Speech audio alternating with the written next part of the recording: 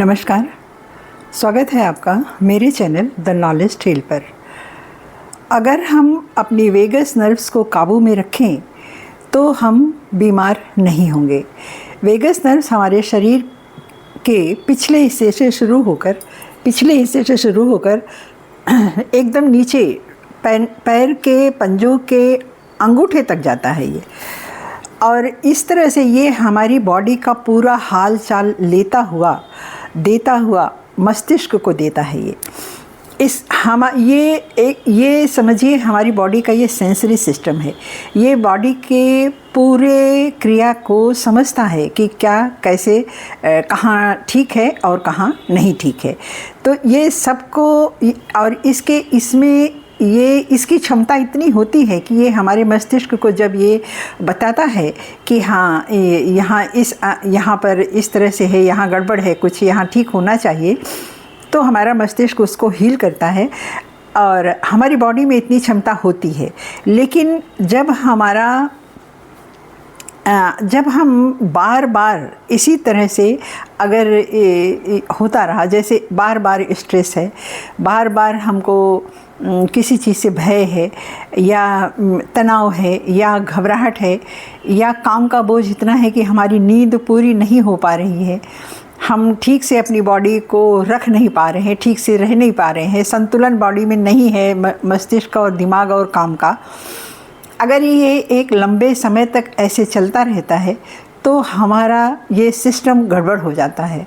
Vagus nerves हमारी गड़बड़ हो जाती है और ये फिर सूचनाओं का लेना देना और ये बंद कर सकती है, करती भी है, बहुत कुछ करती है ये, कि जब धीरे धीरे एक सिस्टम शट करती है एक सिस्टम को, तो इससे धीरे धीरे एक समय में ये बढ़ जाता है और फिर बीमारी आती है, हमारी बॉडी में बीमारी आती है। तो वेगस नर्व्स पर स्ट्रेस जब बार बार इस तरह से पड़ता है तो उसको हम कैसे उसको ठीक कर सकते हैं, ये हम जानेंगे। प्राचीन काल में जो जीवन की पद्धति थी हमारी, वो बहुत अच्छी थी और उस पर हम अगर चलते हैं तो आज भी हम अपने आप को स्वस्थ रख पाएंगे। लेकिन हम ध्यान नहीं देते। पहले स्ट्रेस किसी एक दो चीज़ का होता था, आज तमाम स्ट्रेस भरे हुए हैं। कहीं से कोई फ़ोन आ गया, किसी ने कुछ कह दिया, कुछ छोटी छोटी बातों पर आज हम स्ट्रेस लेते हैं। और कभी कभी काम का बोझ तो इतना अधिक हो जाता है कि हम अपने आप को ठीक से संतुलन नहीं रख पाते, ना नींद का अपने, ना भोजन का और ना आराम का। तो इस चीज़ से हमें बचना है। इस चीज़ से बचने के लिए हम 5 टिप्स की चर्चा करते हैं अपनी वेगस नर्व्स को ठीक करने के लिए। तो जिसमें सबसे पहले हम ये जानेंगे, हमारी बॉडी में 4 रिदम दिन भर में बनते हैं। सुबह जब हम उठते हैं तो अल्फ़ा मोड में रहते हैं। अल्फ़ा एकदम शांत और स्वस्थ खुश रहते हैं। उसके बाद बीटा मोड में आते हैं। ये जो काम करने की ये काम करने का समय होता है 10 बजे के बाद से। हम उस समय कितना काम करते हैं, तमाम काम हमें निपटाने होते हैं। ऑफिस का भी काम है, औरतें हैं तो घर का काम है, बाहर का काम है, तमाम काम उस समय होते हैं। उसके बाद जब हम सोने से ठीक पहले जब हम बिस्तर पर जाते हैं तो उस समय हमारी बॉडी थीटा वेव में आती है। थीटा वेव से ये होता, हमारे दिन भर के कामों को एक सिस्टम धीरे धीरे बंद होते होते हम डेल्टा में आ जाते हैं और उसी को नींद में आना कहते हैं। धीरे धीरे बंद होता ना, कुछ पहले 1 या 2 चीज़ दिमाग में रहती, दिन भर का सारा काम तो दिमाग में रहता नहीं, एक चीज़ भूलते एक चीज़ छोड़ते फिर हम सो जाते हैं। तो इस तरह से ये 4 रिदम दिन भर में बनना ज़रूरी होता है। अगर ये 4 रिदम दिन भर में बनते हैं तभी हमारी बॉडी ठीक से काम कर पाती है, अपने दैनिक क्रियाकलाप को ठीक से कर पाती है। तो इनको ठीक रखने के लिए सबसे ज़रूरी है कि हम सुबह उठकर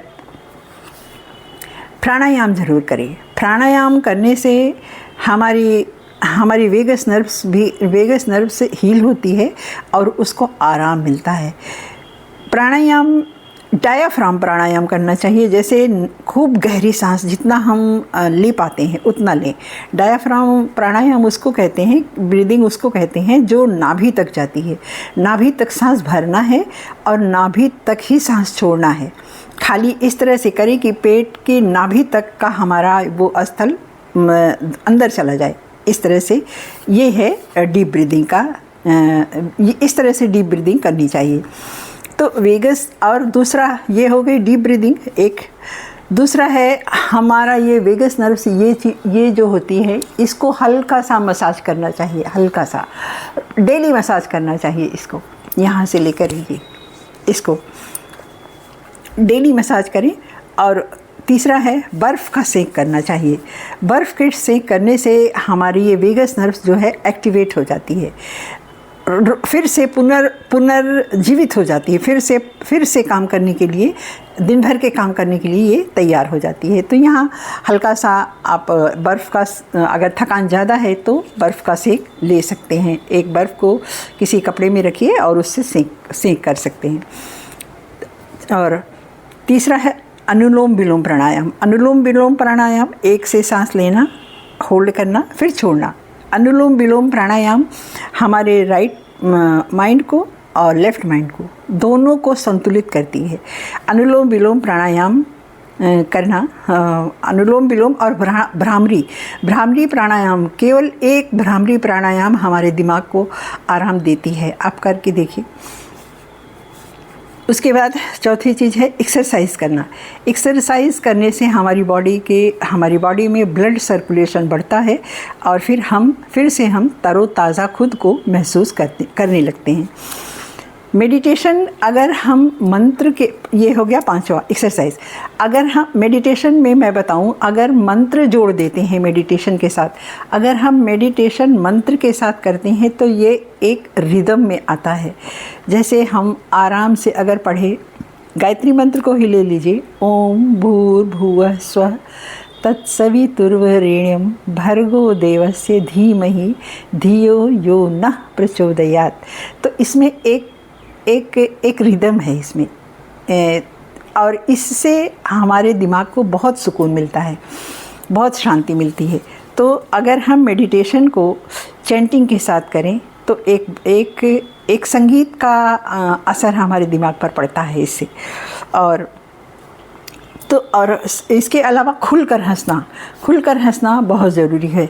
खुलकर हंसने से हमारी ये पांचों इंद्रियां फिर से ताज़ा हो जाती हैं और हमारा मस्तिष्क खुल जाता है। तो ये हो गई हमारे वेगस नर्व्स को हम कैसे अपना ठीक रखें। ये बहुत ज़रूरी है कि अगर हमारी वेगस नर्व्स ठीक से काम करेंगी तो हम कभी बीमार नहीं होंगे। और थोड़ा बहुत अगर हुआ भी कुछ तो उसको हमारी बॉडी फिर से हील करना जानती है। हमारी बॉडी में इतनी क्षमता है कि वो उसको छोटी मोटी तकलीफ़ों को हील कर ले। तो इस तरह से इन पांचों टिप्स को फॉलो करके हम अपनी वेगस नर्व्स को संतुलित कर सकते हैं और अपने जीवन को एक अच्छे तरीके से रख सकते हैं। तो धन्यवाद।